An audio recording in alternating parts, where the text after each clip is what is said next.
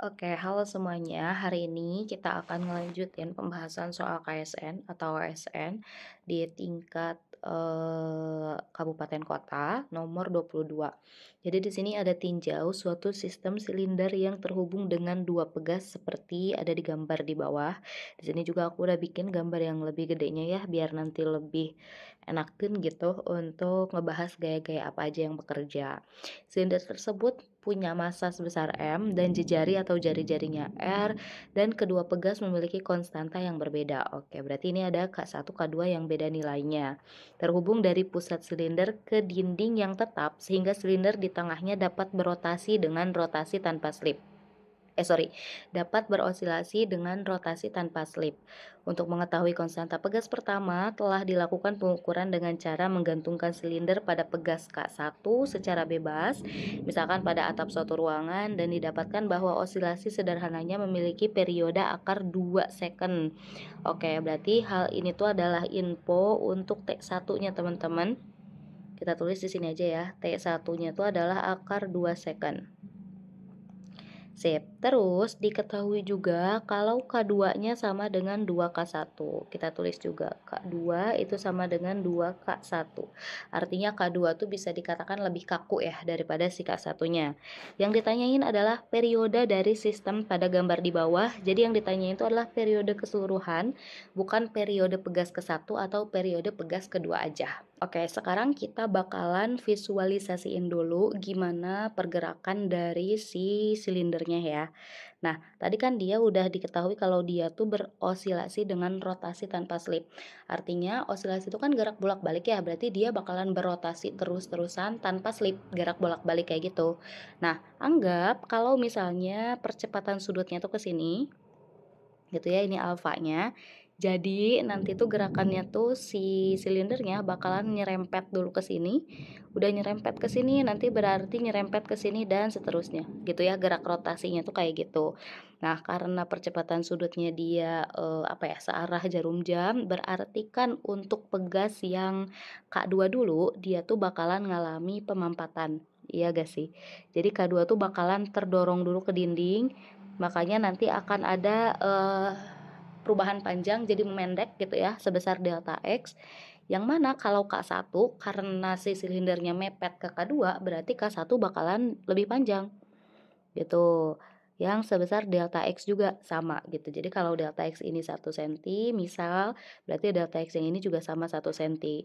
Kalau ini 1 cm berkurang, ini 1 cm nambah. Ini hanya pemisalan ya teman-teman. Kayak kita hapus dulu biar gak bingung itu dari mana nilainya. Nah, gitu. Terus sekarang kita akan tentuin gaya-gaya apa aja yang bekerja sama si, silindernya. Nah, tadi silinder tuh kan dihubungkan sama 2 pegas. Pegas tuh dia pasti punya gaya pemulih. Gaya pemulih itu adalah gaya yang berlawanan gitu sama si pertambahan panjangnya gitu kan. Makanya di gaya pemulih itu dia suka ada yang bernilai negatif, kayak gitu kan. Nah, oke, sekarang kita lihat ini kan pertambahannya panjangnya tuh dia memendek ke sebelah kanan kan. Makanya gaya pemulihnya dia tuh akan berlawanan, jadi gaya pemulihnya bakalan ke arah kiri, teman-teman. Jadi ini tuh adalah K2 dikali X gitu. Ingat gaya pemulih itu adalah K dikali delta X. Di sini kita tulisnya X aja ya biar gak terlalu panjang. Sorry, ya udah kita ganti juga yang delta X biru ini ganti jadi X. Ini cuma biar gak panjang aja ya, intinya tuh sama. Nah terus untuk K1, lihat K1 tuh dia memanjang ke arah kanan, berarti gaya pemulihnya itu akan ke sebelah kiri juga. Oke, ini berarti K1X. X-nya kenapa gak ditulisin 1 sama 2? Karena ingat tadi pertambahan panjang tuh dia bakalan sama. Perubahan panjangnya ya, bukan pertambahannya. Karena ini dia dibatasi pakai si apa ini tuh namanya tuh dinding gitu kan, berarti kan strict ya panjangnya tuh cuma segitu, gak akan ngelebar kemana-mana. Sip. Nah, selain ini mereka berdua akan juga ada gaya gesek karena di sini diketahui kalau rotasinya tuh tanpa slip karena ada dua gaya yang ke sebelah kiri gitu ya. Berarti gaya gesek udah dapat kita pastikan arahnya pasti ke arah sebelah kanan. Kelihatan gak ya kalau warna kuning, guys? Kelihatan lah ya, ini gaya gesek gitu ya. Kita tulis FG.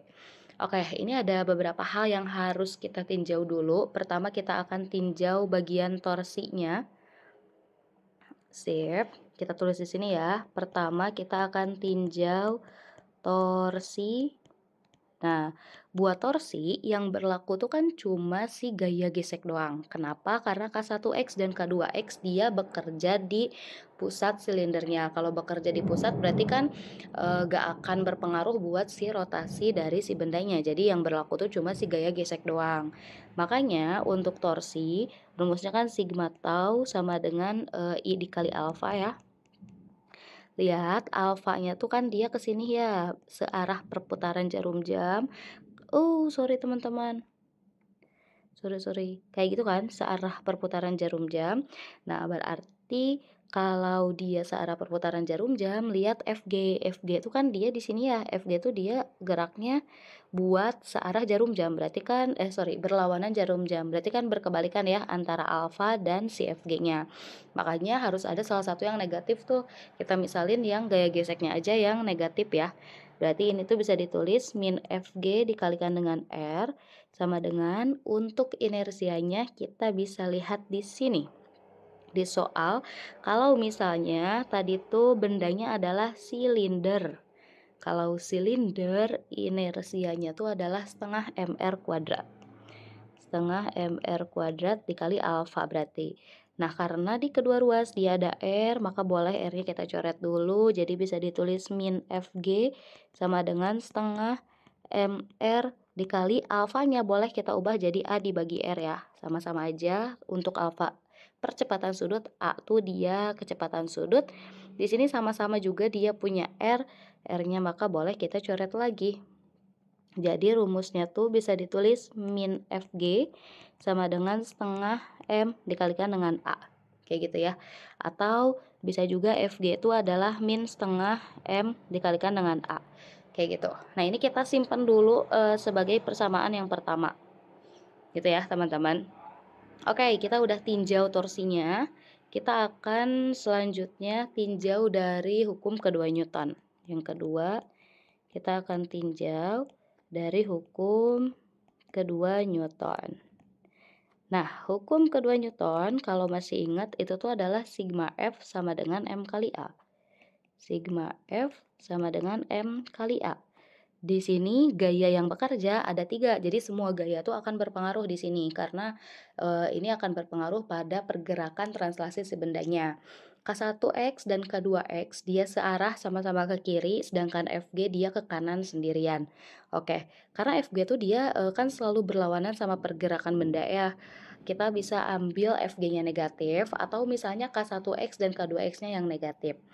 Di sini kan pergerakan bendanya tuh tadi kita misalinnya mau ke kanan dulu ya guys. Jadi ke sini dulu terus ke situ gitu ya. Maka si FG-nya boleh tuh yang positif. Jadi bisa ditulis FG min K1X dikurangi dengan K2X sama dengan M kali A. Kita tahu tadi FG itu adalah min setengah MA. Berarti min setengah MA dikurangi, kita masukin kalau misalnya tadi K2 tuh sama dengan 2K1 ya. Berarti ini tetap K1X, K2-nya ubah jadi 2K1X sama dengan M kali A.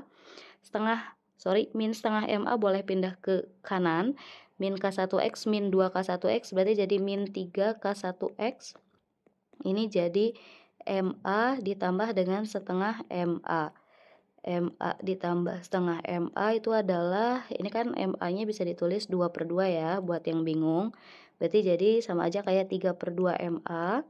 Lihat kedua ruas ada angka 3 di atasnya, boleh kita coret. Jadi min K1X sama dengan MA dibagi dengan 2. Atau ini tuh bisa pindah ruas ya, selain A ke sebelah kiri, jadi min 2K1X per M sama dengan A. Kayak gitu. A-nya juga boleh pindah sekarang, jadi min A min 2K1X dibagi dengan M sama dengan 0. Biar dua-duanya positif, kita boleh kaliin dengan minus 1, berarti A-nya ditambah 2K1X dibagi M sama dengan 0. Kayak gitu teman-teman. Nah, kalau teman-teman notice A tuh kan sebetulnya adalah percepatan ya. Percepatan tuh berarti dia adalah turunan kedua dari posisi. Jadi bisa ditulis kayak gini kan. Si A-nya tuh bisa banget ditulis D kuadrat X per DT kuadrat ditambah dengan 2K1 per M X sama dengan 0. Nah, kalau kita ingat-ingat lagi tentang osilasi, kita ke atas deh ya.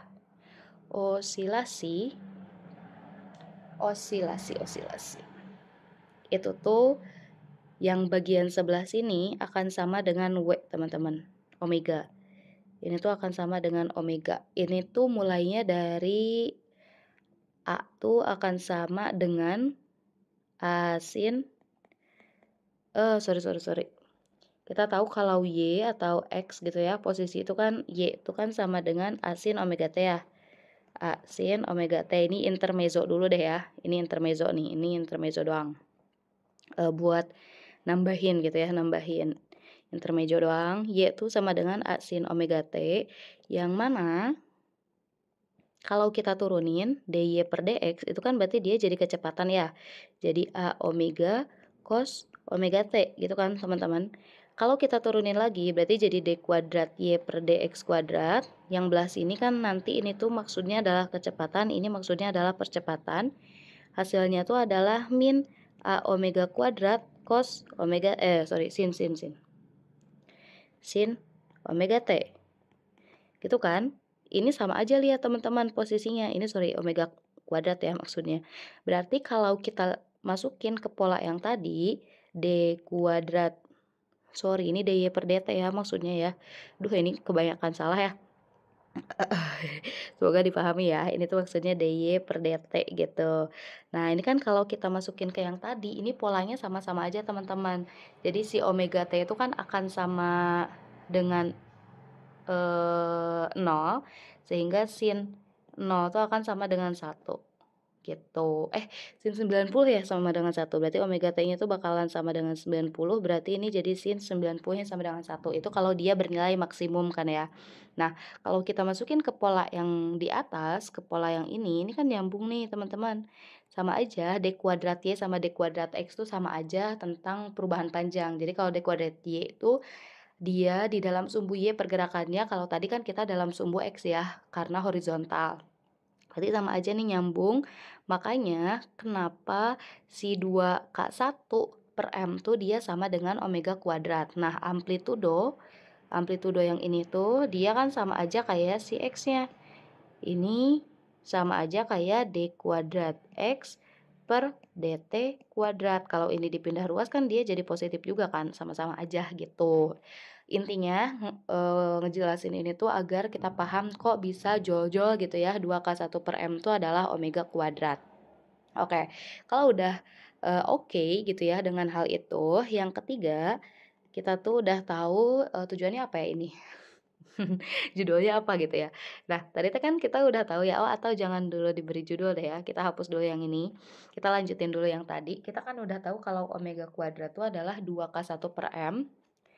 Omega kuadrat itu adalah 2K1 dibagi dengan M, yang mana berarti kalau mau tahu omega tuh akan sama dengan akar 2K1 dibagi dengan M. Nah, ini juga kita akan simpen dulu sebagai persamaan yang nomor 2.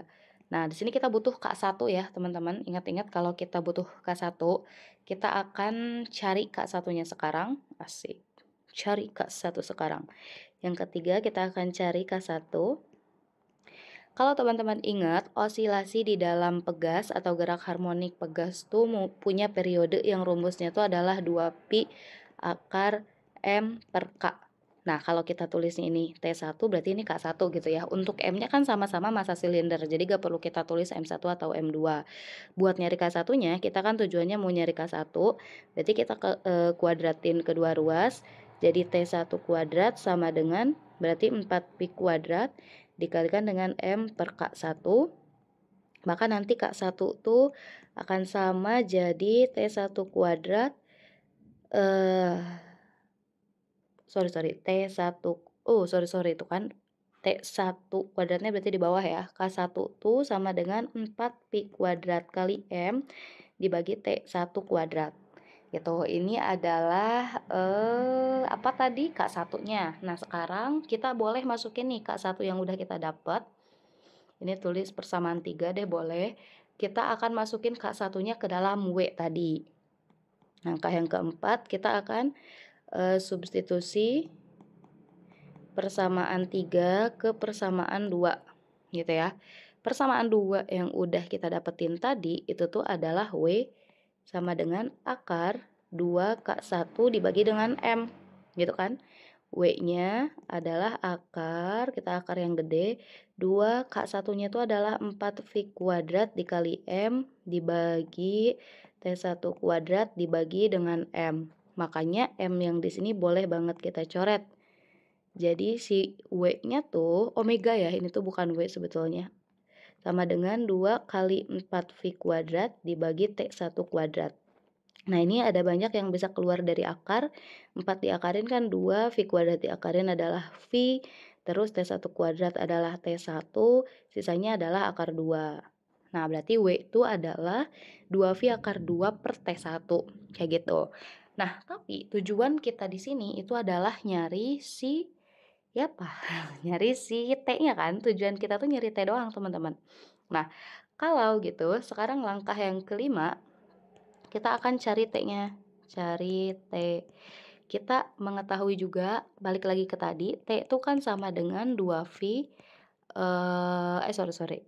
Selain 2V akar M per K, kita tahu kalau omega tuh adalah 2V dibagi T gitu ya. Kita mulai dari sana deh, karena kita udah tahu omeganya. Kalau kita balik lagi ke M per K, nanti jadi bolak-balik gitu. Kita tahu kalau omega tuh adalah 2V dibagi dengan T. Makanya T itu akan sama dengan 2V dibagi dengan omega. Gitu kan. Nah, kita udah tahu omeganya tuh yang ini teman-teman. Gitu. Tadi tinggal kita masukin deh. Itu tuh berarti kita kalau tulis persamaan 4 ya. Ini tuh adalah persamaan 4. Nah, berarti kita tinggal masukin persamaan 4 ke sini. Gitu. Jadi T tuh ke sini aja ya, sama dengan 2V dibagi omeganya itu adalah 2V akar 2 per T1. Yang mana berarti yang bawah bisa dijungkirin ya, 2V dikali T1 per 2V akar 2. Lihat 2V, 2V-nya boleh banget kita coret. Jadi T tuh nanti akan sama dengan T1 dibagi akar 2. T1 tuh udah ada diketahui dari soal, nilainya adalah akar 2 guys. Berarti tinggal masukin lagi ke sini. Jadi T itu adalah akar 2 dibagi akar 2 sama dengan 1 deh. Gitu. Jadi sepanjang ini jawabannya hanya 1 second teman-teman. Tapi gak apa-apa ya, yang dihitung itu adalah proses kita bisa mencapai 1 second ini, kayak gitu. Makasih banyak udah mau menonton, semoga videonya bisa dipahami. Ya, kayak gitu.